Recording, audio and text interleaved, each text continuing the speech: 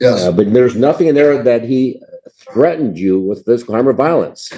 And I was going to have it say, if he threatened you, I'm going to kick your ass or something. Write that in there, Mr. Mayor. Then I could have entered the PPO. You needed to add another sentence or something. You need to expand. I needed something more in order to enter it. I was trying to explain that to you, and that's when you blew up. So I got you. And then you went on to say that you called Rockwood Police. They found him hiding in the alley behind your home and so forth. I mean, that's not a basis for PPO. He's got to make a statement to you. He's got to make a threatening comment to you that I'm going to kick your ass and whatever. That would have been enough for the PPO. And I thought if you could have added that, it would have entered it.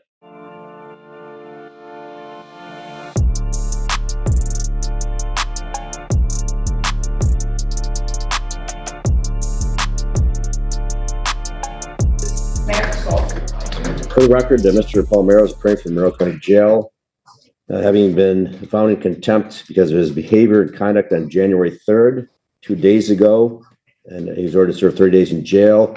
And Mr. Merrill, can we have a civil conversation this morning? Of course. Okay, Mr. Mayor, what I was trying to attempt, most judges won't talk with people. I do talk with people. So I came to the window. I wanted to suggest to you, maybe you can add a couple of sentences to your petitions for the personal protection order. Sure. Let me explain. And then again, that's when you sort of blew up at me. For example, your fax statement from Max Soul. It says on December 30th that he came to your front porch. He was obviously trespassing. He should have been arrested trespassing. And that he was drunk and kicking your door saying, you better quit effing with Missy.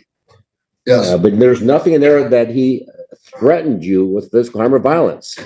And I was going to have it say, if he threatened you, I'm going to kick your ass or something. Write that in there, Mr. Mayor. Then I could have entered the PPO.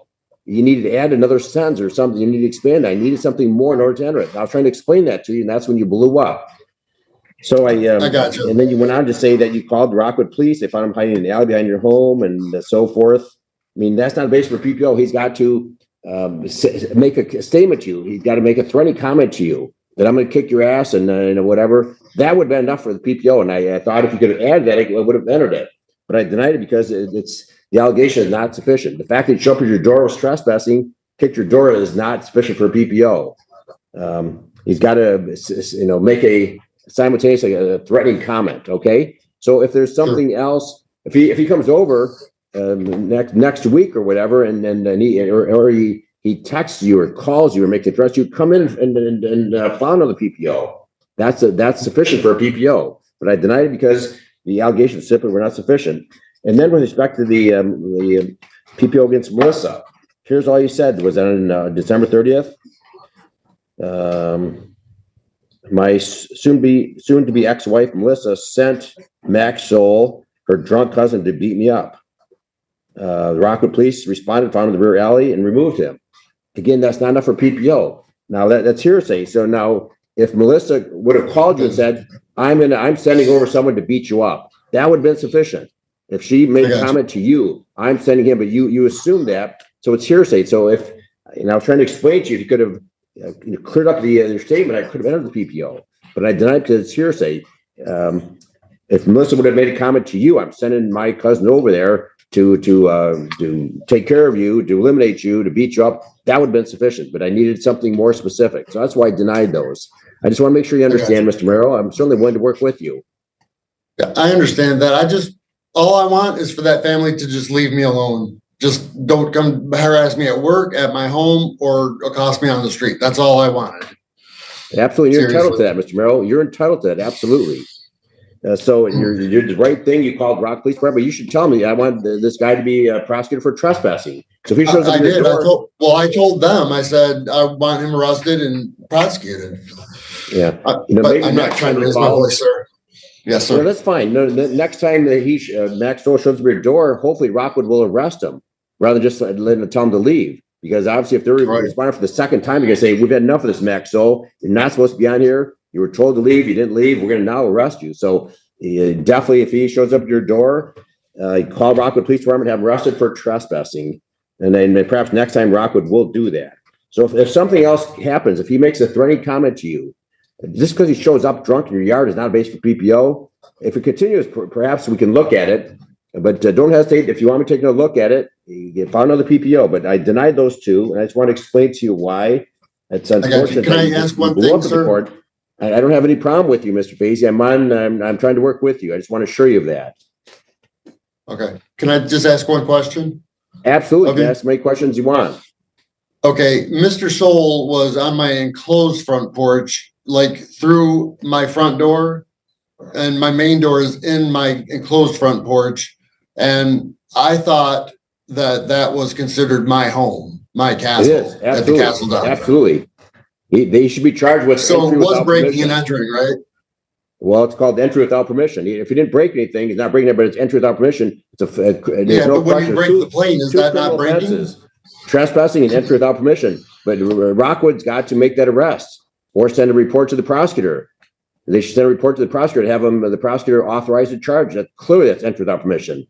I mean, he's putting himself at risk because when people enter your home without permission, I certainly not suggesting you use force, but again, he's definitely invading your space, no question. That's illegal, but that's not necessarily basic PPO unless he threatens you. Right. So by all means, make sure the outdoor is locked. That is he's well aligned. And Rockwood, talk with Rockwood. Maybe they tell me you want a copy of the report sent to the county prosecutor to authorize a criminal charge of breaking and entering. Well, that's the next thing. I'm going to go to Rockwood. I'm going to talk to Officer Mitchell. I'm going to ask him why wasn't he arrested, because I clearly told them that I wanted to press charges. Right. It's a good question. It's a legitimate question. Just don't blow up and have a civil conversation with them. You get a lot farther if you talk with them rather than get upset with them. And also ask them, I'm going to send a copy of the report to the county prosecutor. The county prosecutor can authorize the charge, even though they didn't arrest him then, fine. If they can send it to the county prosecutor, the prosecutor can authorize a criminal complaint against the Maxwell. So do inquire that of the officer. All right, so Mr. Soul, Mr. Mayor, I just want to assure you, will always be willing to work with you. I understand, yes, that Melissa filed a complaint for divorce. Actually, the court, when I learned about that, I had my staff send a notice of pretrial conference. I'm not sure when that is. We got a pretrial conference to get the matter moving, to finalize it. If there's no chance of reconciliation, I don't know. No. And again, if something else happens, if she makes threats against you or Maxwell does, file another request for PPO. Okay. And I'll take a look at it, but I have to follow the law in terms of entering those. But at this point in time, I'm pleased we had a civil conversation, Mr. Soul. I regret things that happened 2 days ago. Not Soul. I'm sorry, Mr. Merrill. I'm sorry. It's okay. We all make mistakes. So, Mr. Merrill, at this time, the court's going to suspend the balance of the sentence or order your immediate release from jail. Thank you. Okay, you're welcome. So I'm going to sign an order to get that over to the jail, and hopefully they can process you and get you out there in the next couple of hours. All right. Thank you. Okay. We'll see you soon. Now, also, Mr. Merrill, just for your information, and I was informed by the clerk's office that Melissa filed a motion. Yes. And when you came up here, I didn't know that she had a PPO against you. I did not know that. There's too many cases I have. I can't remember every name. She filed motion. Yeah, I understand. I thought you remembered me, but that's fine. She did file a motion to increase the PPO to a full PPO from a limited PPO. Correct. I have all that. Pete served me with it the other day. I read through it. I mean, I can go through it with you on that day when we have the perfect Zoom, right? Yes. So I just want to give you a heads up. Okay. The clerk has been hearing on January 17th at 3:00. So appear on January 17th, and I'll hear you out at that time, Mr. Merrill. And I have a question too. Last time I had a Zoom, they gave me a different number to call because since I'm blind, I couldn't do Zoom. So they gave me another number to call as an alternate. And so we were just on the phone. It was just audio. That's correct. We have a phone number, and you call the phone number, then you enter the Zoom ID number. So if you don't want to appear on the Polycom like this, you can appear by audio. And you can call my office and get that phone number. We give you the phone number, and you can appear by audio. Okay, I have to call your office. You can't give it to me? Correct. Yeah, absolutely. Okay. Or you can stop by here. We can write it down for you. Whatever's easier for you. Okay. All right, Mr. Merrill, we're gonna release you as soon as possible, and we'll see you on the 17th of January. I don't remember when the divorce pretrial is, but you can either represent It's yourself. February, I believe it's February 13th. Okay, and the person that pretrials is determine what needs to be done. If there's property to be divided, I simply inquire what needs to be done in terms of getting the divorce, if in fact she is unwilling to consider reconciliation. Or me. All right, Mr. Merrill, again, I'd much rather have these civil conversations with you than have you blow up at the court. So I just had a bad day. I just had a bad day that day, and okay. I just wanted help, and nobody seems like they want to help me ever. Well, rest assured, Mr. Merrill, I will assist you to the extent I can, but I'd like to explain things, and I was hoping that after explaining, you could maybe have added something maybe that you forgot to add to your petition about maybe that he threatened you, I'm going to beat your ass or something. That might have been sufficient, but there's no such allegation. So I just want to let you know why I did. Yeah, I don't want to lie on the report, so that's why I just said what he said. But I felt threatened when he was beating on my door from the inside of my house. No question. I mean, when someone's entering your door to your front porch, absolutely you feel threatened. But again, there needs to be some verbal statements made for the court to enter the PPO. Certainly, that's a criminal charge. Hopefully, the prosecutor will charge him with that. That's clearly a significant violation of the law. So anyway, that's right, Mr. Merrill. Then we'll see you on January 17th via Zoom, and we'll enter an order releasing you from jail. All right. Good luck, sir. Have a good weekend. All right, hang in there.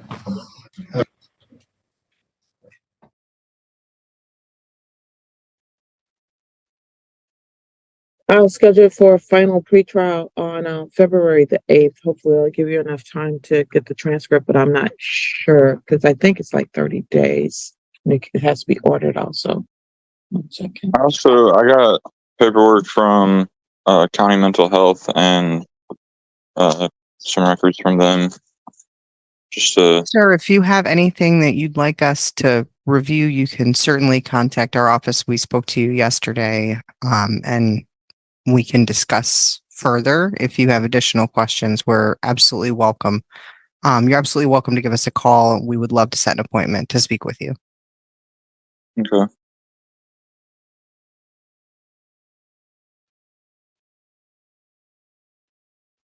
Would you like us to reach out to schedule an appointment? Make it I'm not sure what exactly you guys need. I just have paperwork. You guys can talk about that offline, please. I'll make it February the 15th instead, just to make sure we have enough time to figure this all out. February 15th, 2024 at 9:00 a.m. Thank you, Your Honor. One more thing, Your Honor. I did forward the latest community corrections report. I did forward that to Ms. Gripper as well. It's titled progress report. It kind of seems like it might be heading towards a violation if it's not one already. I know that the initial test was positive for THC and amphetamines. I'm not sure if Mr. Higgins may have a prescription. I just don't know if they have one on record yet. And then it looks like he missed his last 2 tests after that. So I just want to make sure that he's advised of anything he needs to do. Okay, one moment, please.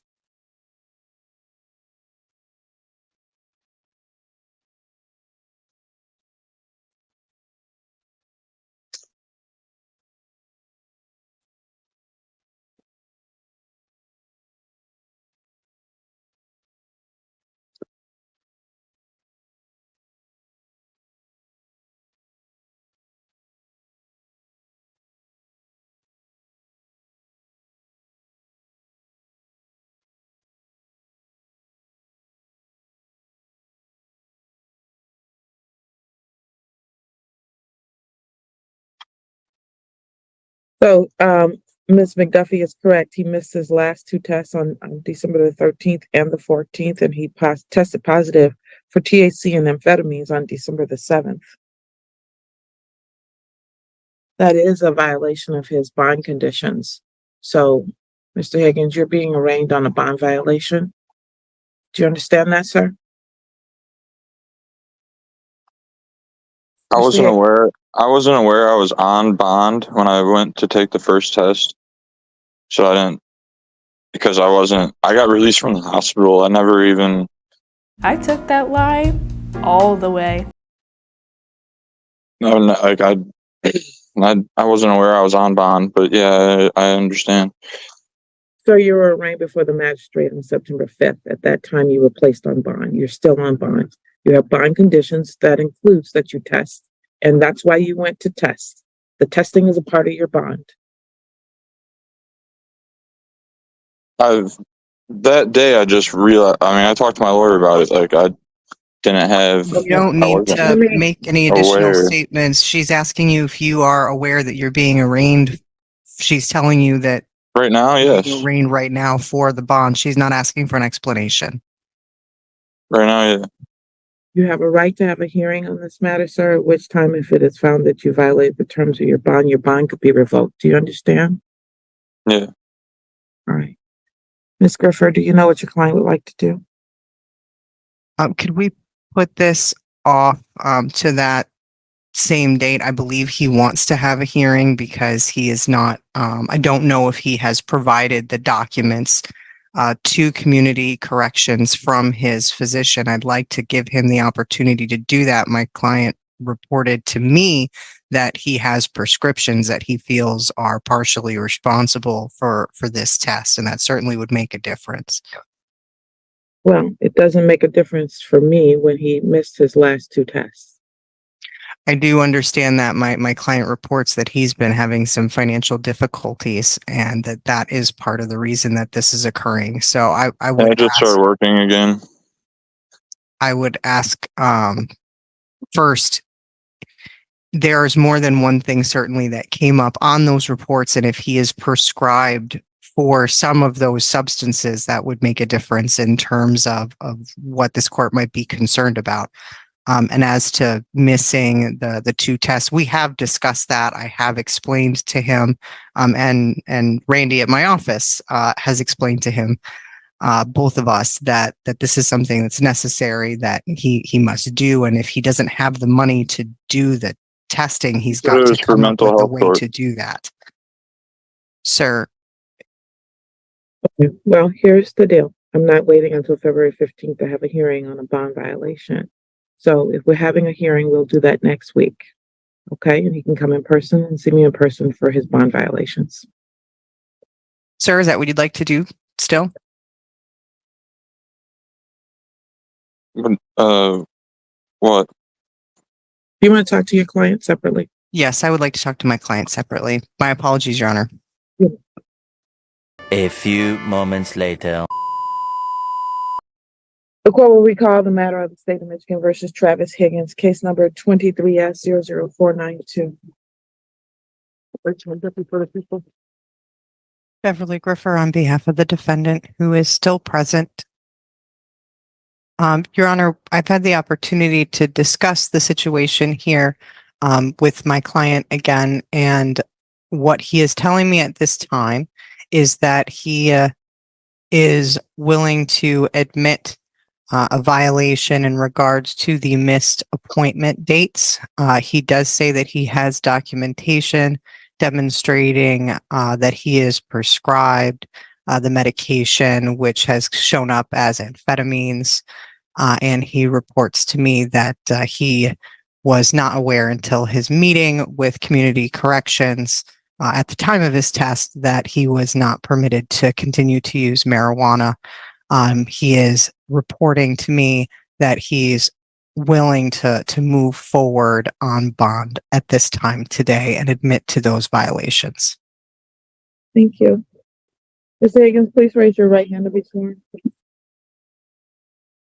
you swear or affirm that the testimony you're about to provide will be the truth, the whole truth, and nothing but the truth, so help you God? Yes. All right, thank you. Sir, is it true that you missed test on December 13th and December 13th and December 14th? Yes. Yes. Finding of factual basis for the plea is ruling unknowingly made. Are you satisfied, Ms. McDuffie? Yes, Your Honor. Yes. All right, I accept your explanation as to the THC. You obviously can't know that you are not supposed to be using it if it's your first time testing, so I accept that. And I will accept that you will at some point provide me with the documentation regarding the amphetamines in this particular case. With respect to missing the test, sir, you can't do that. You gotta go and test. You understand? Yes. All right, so I expect you to Um. be testing from now on, okay? Okay. Your Honor, Any- we do have one further matter, and I apologize for bringing it up right now, but I was not made aware of it until right now. Mr. Higgins is indicating to me that he believes that he is not criminally responsible for his behavior and is seeking an evaluation. Would you like me to make that request in writing? They don't do criminal responsibility evaluations in misdemeanor cases. I am aware of that, Your Honor. I am telling you what my client has asked me to convey to this court. He has asked me to make that request, and I am I doing don't know. They didn't do that. You said that they do that. So I said we should do Yeah. that. Sir, we can have another discussion if you need to do that, but this is part of the difficulty that we're having. I understand that, sir. It's okay. But I'm just letting the court know your request. The court is saying you're hearing the court saying that they don't do that for these matters. Well, it's not me. I would be willing to do it. The law doesn't allow for that in misdemeanor cases. And I've tried to refer people since I've been sitting here as judge, and they will not do an evaluation for criminal responsibility on a misdemeanor matter. So there is no way to pursue that. Other than if you want to pay to have your own doctor, I suppose that's a whole separate issue. We can discuss that after this date, the next time we have the opportunity to meet. Okay. All right. But we do have that date on. Are you still there, sir? Yeah. He's- Okay. I'm sorry. I couldn't see him. I apologize. We do have a date on the 15th, so we'll have this all resolved. Those preliminary matters resolved prior to then. And my apologies, Ms. Gripper, in your chat, I thought you were referring to competency, not criminal responsibility. So I just want to be clear for the record, you are not requesting a referral for a competency evaluation at this time. At this point, no. I want to have the opportunity to meet with my client. I believe that I'm having difficulty communicating with him, but I'm not certain that it's because he's not able to be communicated with. It just might be the setting. Gotcha. Okay. I don't like phones. Okay. So we will Thank see you on February 15th, and then hopefully you can talk about whatever it is you want to do with respect to the criminal responsibility, and Ms. McDuffie can try to figure out if she has her transcript, and we'll be all set to see if we're going to move forward. Okay? Thank you, Your Honor. I apologize for the confusion today. That's okay. Thank you so much. Have a good day. You too. Bye-bye. All right, you should be able to hit the button that was just sent. Thank you. Good morning. Yeah, shalom. Lisa, state your name for me. My name is Lawrence of the family of Buckner. Okie dokie. All right. Ms. White, where are we now? Mr. Buckner has his insurance, a 6-month policy. I need, Mr. Buckner, I thought you were going to provide me a copy of it. Yeah, and I thought that you was gonna contact me before we got on here so I could give it to you and stuff because you never got back with me. I gave you the email and everything. What happened? Email. Okay. Can we get an adjournment so that Mr. Buckner can provide that information to me? Email. If Mr. Your Honor and Ms. White, if Mr. Buckner is in a position where he can get a picture of it on his phone. Yeah, I got it right here. I Okay. could picture it to her. Okay, if we could just pass this, if possible, please. Yeah, because we don't need to keep adjourning this. All right, I'll pass it. Mr. Buckner, please send the picture over to your attorney and she'll send it over to the. Okay, can you please give me a phone number to send this picture to, please? Okay, do you know how to use the chat feature? No, I'll just give it to you. Are you ready? Hold on. It says chat to everyone. No, just, she'll send you her phone number. You and look in there and you'll see the phone number come up. Okay? Okay. Put it in there. All right. I'm gonna pass it while she does that. All right. Okay. Good luck. Thank you. No, you're welcome. Thank you. All right. State of Michigan versus Roderick Smith, case number 18S00589. Reginald Duffy for the people. Assistant Public Defender Sandra White on behalf of Roger Smith. All right. Mr. Smith, please state your name.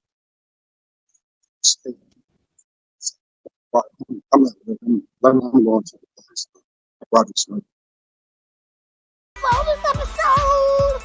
Treatment needs and concerns with respect to that. And for his confidentiality reasons, I don't want to go into all the details here on the record. But what I explained to Ms. White is that if there is documentation to substantiate the housing situation that you claim that you have lined up, the court would consider that and consider the release to that, especially if there's a treatment plan that explains where you're going to be going to next with respect to the treatment piece of this. But at this point in time, and I asked for this about 2 weeks ago, and I still have not received it. So I need that documentation before I will consider the release. Yeah. And 1 second, Mr. Klein, is that a correct statement of what we discussed? Yes, Your Honor. Ms. McDuffie? Yes, Your Honor. All right. Mr. Klein, what would you like to say, sir? When I was at the Harbor Oaks hospital and when I was at Harbor Light Rehab, that was just that I signed release of information in further court, but when I didn't do it at Ty's house, I don't think I signed any paperwork at Ty's house at the transitional housing. But that's when my tether, I'm on tether. That's where my tether's at, and the courts, the Judge Kunke, the drug court knows all about it. I had Zoom when I was in treatment, and I was physically in the courtroom from Ty's house in Monroe. I was in the courtroom. The information we got from MDLC is that you have been kicked out of that program, sir, for smoking marijuana, if that's what you want to claim. They told me to leave for 3 days and I was able to come back. Well, I don't have that proof, sir. That's what I need. I mean, I have the phone number in my phone. You need to discuss that with your attorneys. How am I supposed to do that? How am I supposed to give you proof? I mean, does Judge Kunke, can you talk to the drug court about it? This court could agree to follow drug court. I don't know. I just know that I'm doing the best I've ever been doing. I've been clean. I went to community corrections for hours and waited for them to put a tether on my ankle. And I go to community corrections and I drop. Every time they call my color is color red. And I've been doing everything I'm supposed to be doing. I promise you that.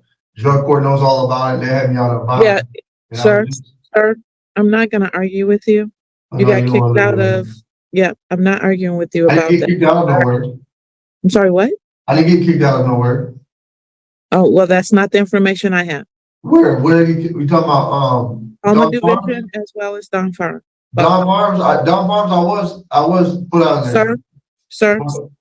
I've been very clear about what I need. I'm not Judge Kunke. I've told you what I need, and I've told your attorneys what I need. At Don Farms, they switched me to outpatient because of mental health needs. I wasn't kicked out of Don Farms. Okay. But okay, I'm not. There's no way for me to get the proof of Ty's house. Drug court knows about it. There's no way for me to get it. I mean, first of all, you haven't been sentenced into drug court yet. That's not until January 11th. Well, the court that I go to with Judge Kunke, they know all about it. Cheryl and Jordan Curtis and the judge. All right. You know I can't get proof. It's impossible. Well, that shouldn't be impossible. Your attorney should be able to get proof for you. All you need to do is sign a release of information, sir. I didn't sign no paperwork at Ty's house. So what is? Okay. Anyway. Can I sign a release of information right now? I'll bring one to you, Mr. Klein. We'll talk. You never can see me. All right. Thank you. Ms. White? Yes. Please send someone out there. I have asked for this information for 2 weeks now from your office. Can you please send someone out there so he can sign this? Yes. So I'll see what's going on. Okay. Yes.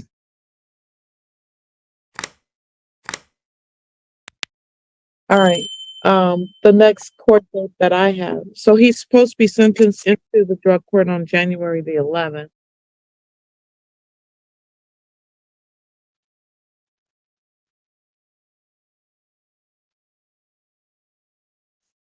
I can put him on the 16th.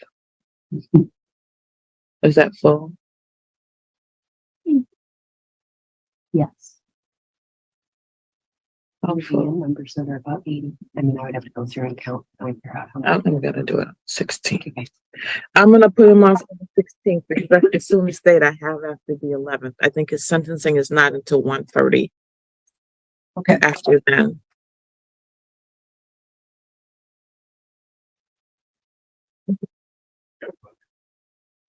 Can you send someone out there this afternoon to get the documentation that he needs to have signed, please? Okay. So that maybe I can get him released as early as tomorrow. All right. Okay.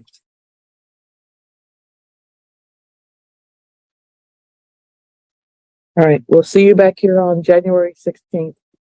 And I'm going to put a note on this file to hold it on to have it brought back to me to see if that proof has come in. Mom. Okay. Okay. Thank you. Thank you, Ron. You're welcome. Sutton said the court is going to fashion. I would ask the court to consider that as well. Thank you. Thank you.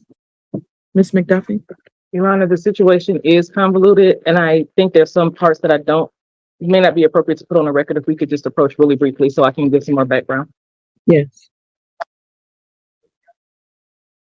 Can we get a breakout room? Ms. McDuffie, probation, and Ms. Granger.